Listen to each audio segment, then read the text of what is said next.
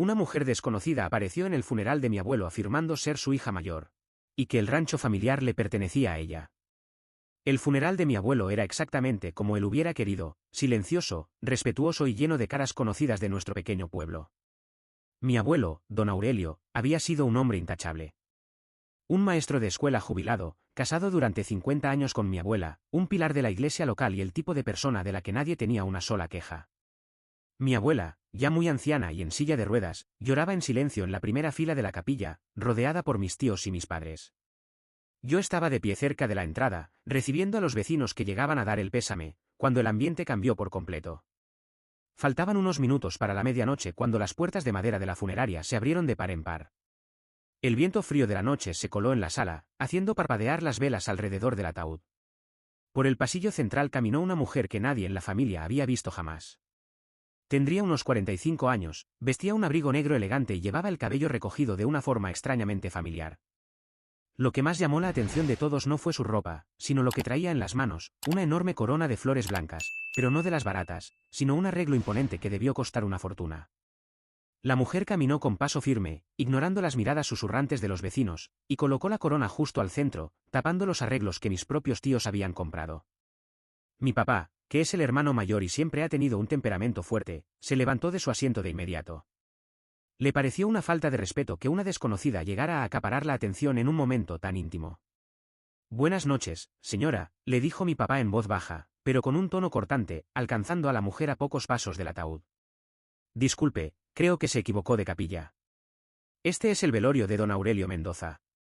La mujer no se dio la vuelta de inmediato. Se quedó mirando fijamente el rostro de mi abuelo a través del cristal del féretro. Se limpió una lágrima con un pañuelo de seda y luego se giró para ver a mi papá a los ojos. En ese instante, a mi papá se le borró la palabra de la boca. Yo estaba a un par de metros y pude ver el impacto en su rostro. La mujer tenía los mismos ojos verdes intensos de mi abuelo y la misma barbilla partida que compartían todos los hermanos Mendoza. El parecido físico era tan absurdo que parecía una broma de mal gusto. No me equivoqué de lugar, señor, contestó la mujer con una voz clara que resonó en toda la capilla, aprovechando que el silencio era total. Sé perfectamente quién está ahí dentro. Vine a despedirme de mi padre. La palabra, padre, cayó como una bomba en la habitación. Mi abuela, que parecía medio ida por los sedantes, levantó la cabeza de golpe. Mi tía Elena soltó un grito ahogado y se tapó la boca. Mi papá retrocedió un paso, como si le hubieran dado un golpe en el estómago, y apretó los puños. ¿De qué porquería estás hablando?, le siseó mi papá, perdiendo por completo los modales. Mi padre solo tuvo 3 hijos con mi madre. No sabemos quién eres tú, pero te voy a pedir que agarres tus flores y te largues de aquí antes de que llame a la seguridad. La mujer no se inmutó. Sonrió con una amargura que daba escalofríos y sacó de su bolso negro un sobre de papel manila bastante grueso. Me llamo Verónica, dijo, mirando no a mi papá, sino directamente a mi abuela, que la observaba desde su silla de ruedas con los ojos desorbitados. Y no me voy a ir. Tengo 45 años guardando este secreto porque mi papá me pidió que no destruyera su perfecta vida familiar mientras él estuviera vivo. Pero ahora él ya no está aquí para pedirme que me esconda. En este sobre están las actas de nacimiento, las cartas manuscritas que me mandó cada mes de su vida y las pruebas de ADN que nos hicimos hace 3 años. Soy la hija primogénita de Aurelio, y legalmente, tengo el mismo derecho que ustedes a estar en este entierro, y a reclamar lo que me corresponde. En ese momento, mi tío Carlos se levantó del fondo y se le dejó ir encima, gritándole que era una oportunista, mientras mi papá intentaba sostener el sobre que la mujer le había puesto en las manos.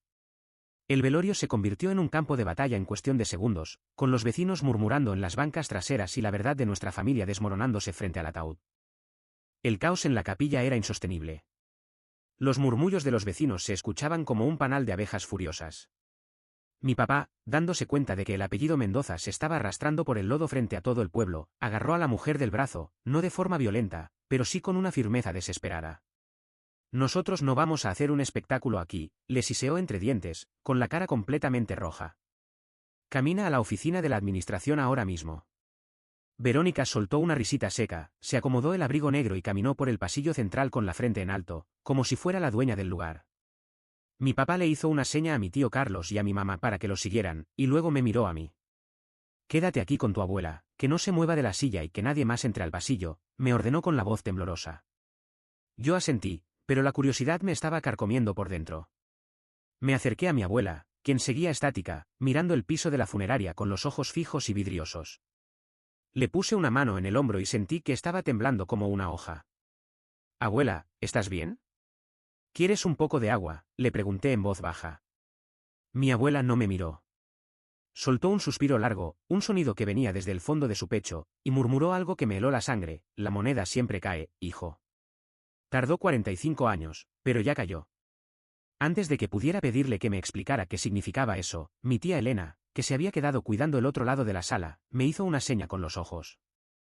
La puerta de la oficina de la administración se había quedado entreabierta por el apuro y los gritos desde adentro se alcanzaban a escuchar perfectamente por el pasillo vacío. No lo dudé.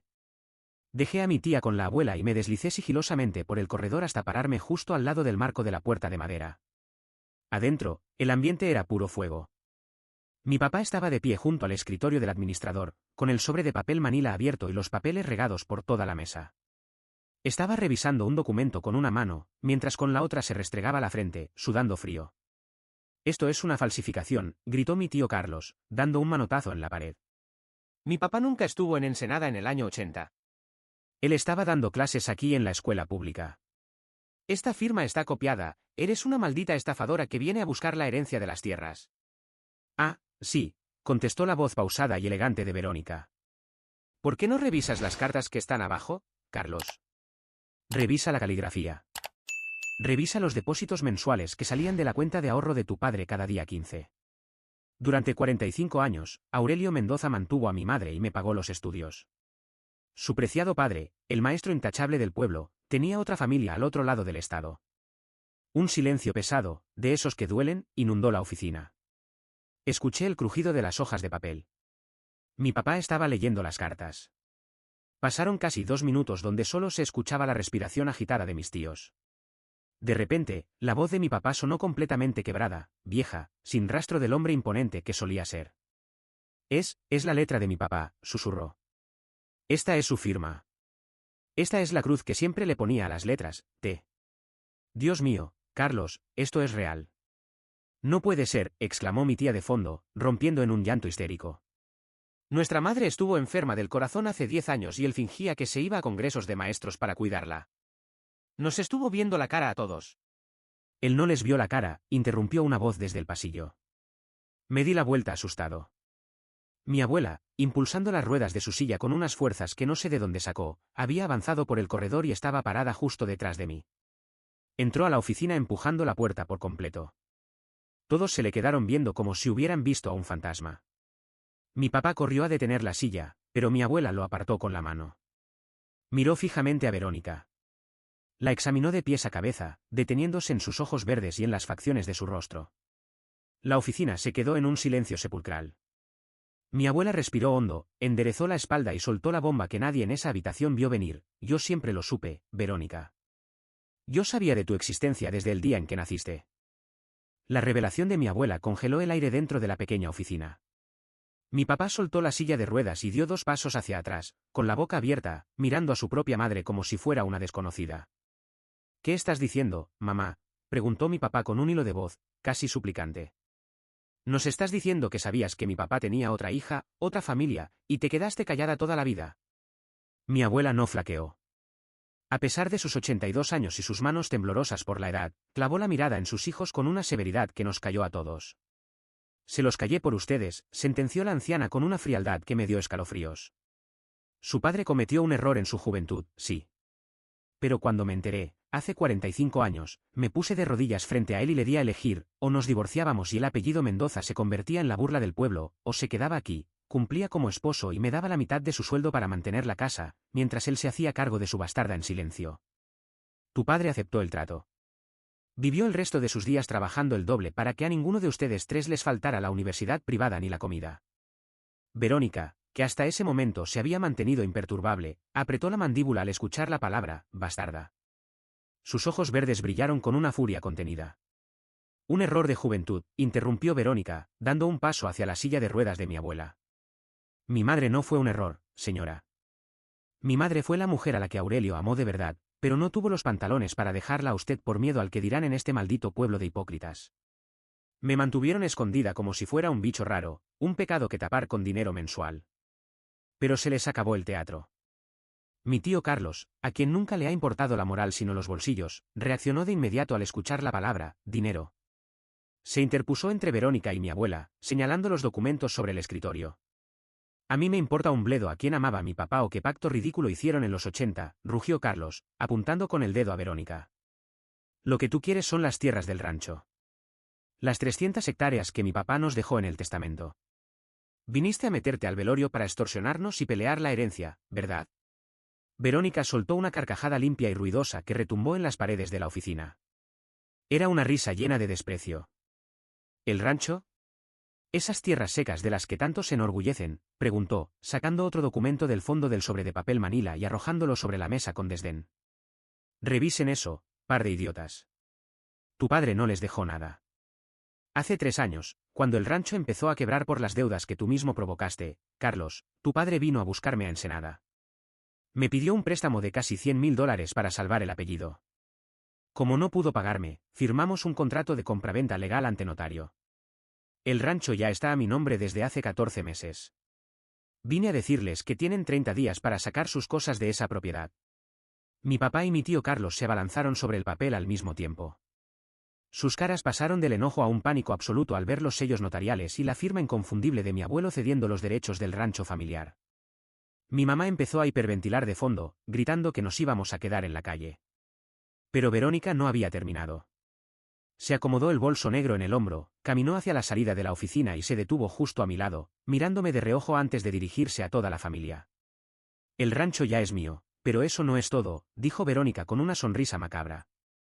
Mañana a las 10 de la mañana es el entierro en el cementerio municipal, ¿cierto? Pues más vale que preparen las cámaras y llamen a sus amigos del periódico local, porque compré el terreno que está justo al lado de la tumba de mi padre. Y mañana, antes de que entierren su cuerpo, voy a revelar la verdad frente a todo el pueblo de la forma más pública posible. Voy a destruir el legado del gran maestro Aurelio Mendoza frente a los ojos de todos sus alumnos. Dicho esto, Verónica dio la vuelta y sus tacones resonaron con fuerza por el pasillo de la funeraria, dejándonos en una oficina que apestaba a pura ruina, avaricia y secretos familiares a punto de estallar. Nadie en la familia pudo pegar el ojo en toda la noche. El velorio terminó en un silencio sepulcral, interrumpido únicamente por los suspiros de mi abuela y los cálculos desesperados de mi papá y mi tío Carlos, quienes pasaron las horas de la madrugada revisando los documentos notariales bajo la luz parpadeante de una lámpara, buscando desesperadamente algún error legal para salvar el rancho. Pero no había nada. Todo era perfectamente legal. Mi abuelo los había dejado desamparados para pagar una deuda de la que nunca les habló. El sol salió con un cielo gris y plomizo. A las 9 de la mañana, el cortejo fúnebre partió hacia el cementerio municipal. El pueblo entero estaba volcado en las calles, decenas de exalumnos de mi abuelo, campesinos de la región y figuras políticas locales formaron una fila enorme detrás de la carroza para rendirle homenaje al hombre más honesto de la región. Pero para nosotros, la caminata se sentía como marchar hacia el cadalso. Cada paso nos acercaba a la amenaza de Verónica. Al llegar al cementerio, el panorama se volvió aún más tenso. Justo al lado de la fosa familiar de los Mendoza, donde ya estaba todo listo para sepultar el ataúd de mi abuelo, había una carpa negra instalada. Debajo de ella, de pie y con una postura imponente, estaba Verónica. Pero no estaba sola. La acompañaban un hombre maduro vestido con un traje gris impecable, que a leguas se notaba que era su abogado, y una mujer anciana, muy delgada, vestida completamente de luto, que sostía un viejo cuadro fotográfico entre sus manos. El murmullo entre los asistentes al funeral comenzó de inmediato. La gente del pueblo se codeaba, preguntándose quiénes eran esas personas que ocupaban un lugar tan central sin el consentimiento de la viuda oficial. Mi papá, con el rostro desencajado y las ojeras marcadas por la falta de sueño, caminó directo hacia Verónica antes de que los sepultureros bajaran el féretro del coche. Mi tío Carlos lo seguía de cerca, con una expresión de desesperación absoluta. Verónica, por favor, detén esto, le dijo mi papá en un susurro ahogado, intentando que la gente que nos rodeaba no escuchara. Te damos lo que quieras. Si te quedas con el rancho, no nos vamos a oponer, no iremos a juicio. Te firmamos lo que sea, pero no hagas un circo aquí. Ten un poco de respeto por la memoria de mi padre y por la salud de mi madre. Verónica miró a mi papá con una mezcla de lástima y profundo desprecio. Respeto, le contestó con voz firme, sin preocuparse por bajar el volumen. ¿El mismo respeto que él nos tuvo a nosotros al escondernos como si fuéramos una vergüenza? ¿El mismo respeto que ustedes me tuvieron anoche llamándome bastarda y estafadora? Es muy tarde para negociar, Sergio. En ese momento, el sacerdote terminó de rezar las últimas oraciones frente al ataúd y le cedió el micrófono a mi papá para que diera las palabras de despedida en nombre de la familia. Mi papá caminó hacia el frente con las piernas temblorosas, agarró el micrófono e intentó hablar sobre el legado de honestidad, rectitud y trabajo duro de don Aurelio Mendoza.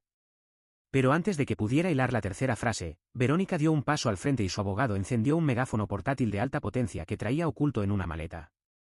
Pueblo de San Miguel, la voz de Verónica tronó por encima de la de mi papá, resonando en cada rincón del cementerio y haciendo que los cientos de asistentes se congelaran en sus lugares. Están aquí para despedir a un hombre que creen que fue un santo. Pero la verdad es que Aurelio Mendoza vivió una mentira durante 50 años. El silencio que se apoderó del cementerio fue ensordecedor. Nadie se movía. Mi tío Carlos se le dejó ir encima al abogado para intentar quitarle el megáfono, pero 2 guardias de seguridad privada contratados por Verónica salieron de la nada y lo sometieron contra el suelo en un segundo, frente a la mirada atónita de todo el pueblo. Esa mujer que ven ahí, continuó Verónica, señalando a la anciana de luto que la acompañaba, es mi madre, María Elena Torres.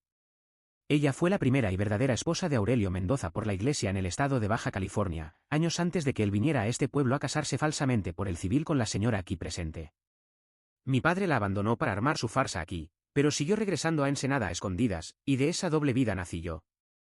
La anciana levantó el cuadro fotográfico que llevaba en las manos. Era una fotografía en blanco y negro, desgastada por los años, pero perfectamente clara, mi abuelo, visiblemente más joven, sonriendo frente al altar de una iglesia, vistiendo un traje de bodas y abrazando a esa misma mujer. Verónica sacó un fajo de hojas impresas y comenzó a repartirlas entre los exalumnos y vecinos de las primeras filas. Eran copias certificadas del acta de matrimonio religioso de los años 70, fechadas mucho antes de la existencia de nuestra familia. Su gran maestro, el pilar de este pueblo, era un bígamo, sentenció Verónica con una frialdad que nos destruyó por completo. Y no solo eso. El rancho que supuestamente heredarían sus hijos, fue vendido para pagar el silencio de la verdadera familia que él abandonó y engañó durante décadas. Mi abuela, al escuchar las palabras y ver las copias del acta pasando de mano en mano entre sus vecinas de toda la vida, soltó un quejido ahogado, se llevó la mano al pecho y comenzó a perder el conocimiento en su silla de ruedas. El cementerio se transformó en un pandemonium de gritos, insultos y fotógrafos locales capturando la humillación pública de los Mendoza, mientras el ataúd de mi abuelo se quedaba solo en medio de la fosa, completamente abandonado por un pueblo que ahora lo miraba con asco. El caos en el cementerio fue el principio del fin para los Mendoza. Mientras mi mamá y mi papá gritaban pidiendo una ambulancia para mi abuela, que se había desvanecido en la silla de ruedas, los asistentes al funeral comenzaron a retirarse en un silencio incómodo. Los mismos exalumnos que una hora antes cargaban el ataúd con orgullo, dejaron las copias del acta de bigamia tiradas sobre las tumbas vecinas y se marcharon sin dar un solo pésame. El gran legado de honestidad de mi abuelo, don Aurelio, se enterró ese mismo día bajo toneladas de tierra y una vergüenza pública de la que el pueblo no dejaría de hablar en años. Mi abuela sobrevivió al infarto esa tarde, pero su mente nunca regresó por completo. El golpe de saber que no solo había compartido a su esposo, sino que legalmente ella era la segunda mujer, ante la iglesia, destruyó su orgullo. Pasó sus últimos meses en una cama de hospital, mirando al techo y murmurando nombres de personas que ya no existían, hasta que su corazón se apagó en silencio 3 meses después. Tras el entierro de la abuela, la bomba financiera que Verónica dejó caer terminó de demoler lo poco que quedaba de la familia. Mi papá y mi tío Carlos intentaron impugnar el contrato de compraventa del rancho, gastando los últimos ahorros que les quedaban en abogados mediocres. Fue inútil. El abogado de Verónica presentó los contratos originales, las transferencias bancarias y los pagarés firmados por mi propio abuelo para cubrir las deudas de juego y malas inversiones de mi tío Carlos. La orden de desalojo llegó un martes por la mañana. Tuve que ver cómo las patrullas del Estado rodeaban las 300 hectáreas del rancho familiar mientras mis tíos y mis padres sacaban sus pertenencias en bolsas de basura bajo la mirada burlona de los vecinos. Verónica tomó posesión de las tierras al día siguiente. No para trabajarlas, sino para vendérselas a una empresa constructora que demolió la vieja casa club y los corrales para construir un complejo de bodegas industriales. Lo único que quedó intacto fue la pequeña carpa negra que Verónica instaló en el cementerio, recordándole a cualquiera que pasara por ahí el precio de una doble vida. Mis padres y mis tíos terminaron rentando casas pequeñas en las orillas del pueblo, completamente endeudados, divididos por los reproches y peleándose entre ellos por ver quién había tenido la culpa de no darse cuenta de la traición del abuelo. Yo decidí tomar un camino muy diferente. En cuanto vi que la avaricia y los secretos estaban consumiendo a mi familia en aquella oficina de la funeraria, empaqué mis cosas, pedí un traslado en mi trabajo y me mudé a una ciudad a 4 horas de distancia. No quise pelear por tierras ensangrentadas ni por un apellido que ya no valía nada. A veces, la gente en mi nuevo trabajo me pregunta por mis abuelitos o por el pueblo de donde vengo. Yo solo sonrío, cambio de tema y sigo adelante. Aprendí de la forma más cruda que los secretos más oscuros siempre encuentran una rendija por donde salir, que la reputación de un hombre se puede desmoronar en 3 minutos con un megáfono, y que no hay peor maldición para una familia que construir su fortuna sobre una montaña de mentiras.